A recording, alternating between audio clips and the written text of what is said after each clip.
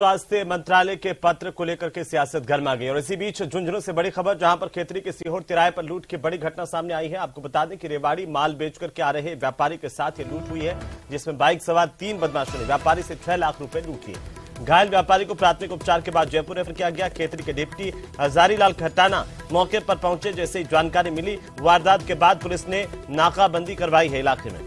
खेतरी के सीहोर तिराहे से इस वक्त की सबसे बड़ी खबर है, दिन दहाड़े लूट की घटना को अंजाम देकर के बदमाश फरार हो गए।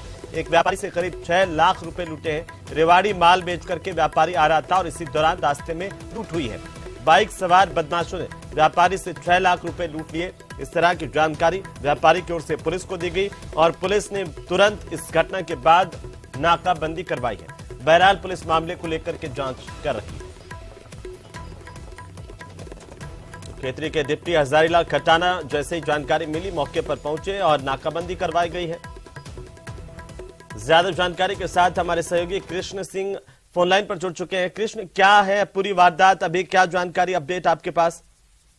जी हेमंत, मैं आपको बता दूं कि ये जो खेतड़ी इलाके के सीहोर तिराहे की घटना है, जहां पर एक नीम का थाना का व्यापारी है, वो रेवाड़ी माल बेचकर वापस आ रहा था। तभी सीहोर तिराहे पर उनके टेम्पो के आगे बदमाश हैं, वो बाइक लगाते हैं और उसके बाद व्यापारी पर हमला कर देते हैं और व्यापारी का जो 6 लाख रुपए से भरा हुआ बैग था वो लूट कर भाग जाते हैं। और जैसे ही पुलिस को इसकी सूचना मिलती है तो डीएसपी हजारीलाल खटाना है वो मौके पर पहुंचते हैं और इलाके में है वो पुलिस ने नाकाबंदी करवा दी गई है। वहीं प्राथमिक उपचार के बाद घायल व्यापारी उसको जयपुर के लिए रेफर कर दिया गया है। जी, लेकिन कृष्ण, दिन दहाड़े इस तरह की वारदात को अंजाम दिया, कई सवाल यहाँ पर खड़े हो रहे हैं कि आखिरकार बदमाशों के हौसले इलाके में कितने बुलंद हैं?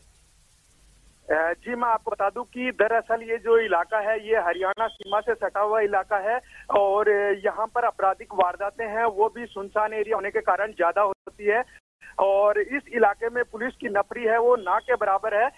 ऐसे में जो बदमाश है वो यहाँ ऐसी वारदातें करते हैं और उसके बाद है वो बदमाश फरार हो जाते हैं। तो कहीं ना कहीं उस इलाके में जो इस तरह की वारदातें हो रही हैं, ऐसे में पुलिस पर भी सवालिया निशान खड़ा होता है। जी बिल्कुल कृष्ण, अब इस पूरे मामले को लेकर के पुलिस की ओर से क्या कुछ कार्रवाई की गई अब तक, और ये क्या बदमाश बाहर से आए थे, हरियाणा की तरफ से आए थे, यहाँ की कोई गैंग से, इस बारे में कुछ जानकारी मिल पाई है?